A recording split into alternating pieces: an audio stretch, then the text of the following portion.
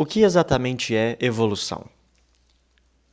Na biologia, a teoria da evolução não diz exatamente como a vida começou na Terra, mas ela nos ajuda a entender como a vida, assim que passou a existir, se diversificou nas várias formas que vemos vivas e nos registros fósseis.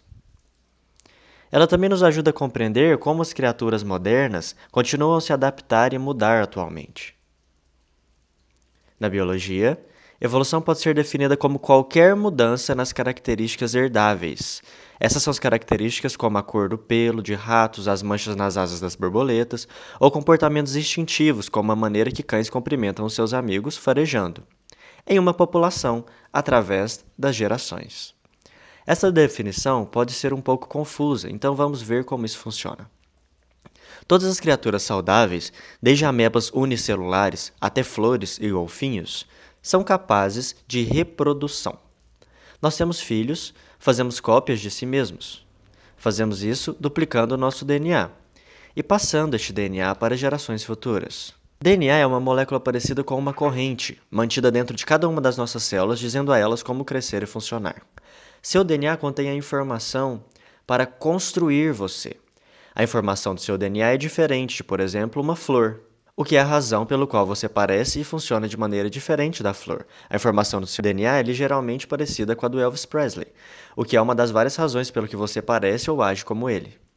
Amebas unicelulares e outras criaturas simples se reproduzem copiando seu DNA dentro de si, movendo cada uma das cópias para um lado e se dividindo em dois, exatamente no meio, e então crescendo novamente para o seu tamanho original. Se tudo correr bem, cada uma das novas amebas será uma cópia exata da outra. Mas na natureza, as coisas não são sempre perfeitas. Quando o DNA está sendo copiado, podem ocorrer erros que modificam o código do DNA. Isso é chamado mutação do DNA. Essas mutações, que acontecem completamente por acidente e aleatoriamente em qualquer parte de fita de DNA, podem produzir variação na forma do corpo e nas funções da criatura que herda esse DNA modificado. Nesse caso, nosso novo pequeno amigo tem um braço que estica mais do que antes. Se ele sobreviver tempo suficiente para crescer e se reproduzir, esse braço com a capacidade de esticar e que agora está no seu DNA, será passado para os seus filhos. Qualquer mudança nas características herdáveis em uma população, através das gerações, representa evolução. A reprodução dos golfinhos, texugos e pessoas é um pouco mais complicada. Nós temos de encontrar um parceiro.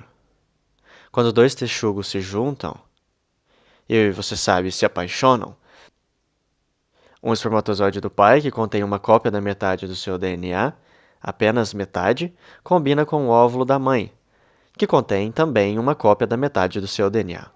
O resultado é uma nova célula com um conjunto completo de instruções genéticas, toda a informação necessária para dividir e crescer até um novo texugo. O novo filho amadurece para se tornar semelhante aos seus pais, mas também é único, porque desenvolveu algumas características originadas da mãe e algumas do seu pai. Sua nova combinação de características poderá ser passada para os seus filhos, e assim promove a evolução. Qualquer mudança nas características herdáveis em uma população através das gerações é evolução. Além da recombinação única dos traços dos seus pais, ela pode também ter desenvolvido algumas características completamente diferentes devido a mutações do seu DNA. Talvez orelhas mais peludas, por exemplo. Se ela sobreviver tempo suficiente para ter filhos, seu DNA vai se combinar com o DNA do seu parceiro e ela irá passar as características da orelha mais peludas para pelo menos alguns de seus filhos. Novamente, aconteceu evolução. Aí está. Evolução é realmente bem simples. Cientistas e pessoas normais em todos os lugares observam a evolução acontecendo à sua volta o tempo todo. Pequenas mudanças como a que vimos aqui podem se somar por múltiplas gerações para criar mudanças dramáticas. Se você voltasse no tempo por apenas alguns milhares de anos, descobriria que todos os cães, por exemplo, originalmente evoluíram de um grupo ancestral de lobos cinzentos. A evolução destes lobos, de geração para geração, foi guiada por humanos. Pessoas selecionavam lobos com características que eles gostavam, permitindo que eles se reproduzissem, mantendo apenas os filhotes com as características mais desejáveis.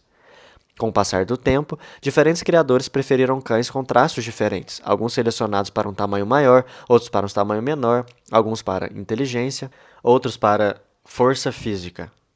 Atualmente, lobos se ramificaram em centenas de raças de cães, muito pouco deles parecendo ou se comportando com seus ancestrais. Uma quantidade imensa de evidências observáveis vindas de várias áreas, como a genética, química, paleontologia e matemática, sugerem, sem sombra de dúvidas, que assim como todos os cães possuem um ancestral em comum, todos os seres vivos também.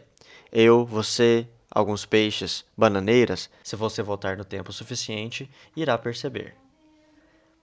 Eles também possuem um ancestral em comum. Nós somos literalmente relacionados.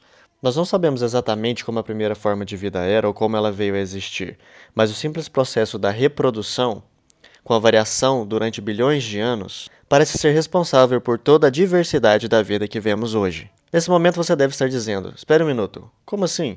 Evolução não é aleatória?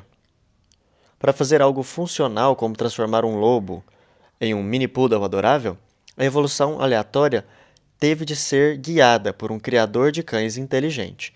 Pesquisadores dizem que todos os mamíferos evoluíram de uma criatura ancestral, um marsupial, mas a diferença entre um ser humano e um elefante é muito maior do que a de um lobo e a de um poodle. Quem guiou esse processo? Quem foi o criador responsável? Em meados de 1800, dois homens, Darwin e Russell Wallace, descobriram de maneira independente que um criador, como no caso dos cães, não é necessário.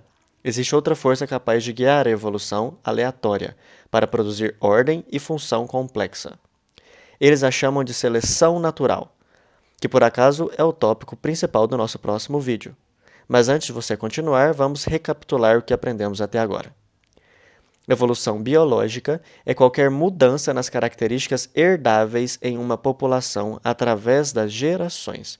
Todos os organismos vivos saudáveis podem fazer cópias de si mesmos, mas eles o fazem de maneira imperfeita. Pequenas variações podem se somar através das gerações para criar diferenças dramáticas na forma corporal e função dos seres vivos. Evidências indicam de maneira indiscutível que toda a vida na Terra é relacionada. Então lembre-se, da próxima vez que você convidar familiares e amigos para um jantar de fim de ano, você na verdade está convidando apenas família. Isso inclui o peru e a abóbora, na torta de abóbora.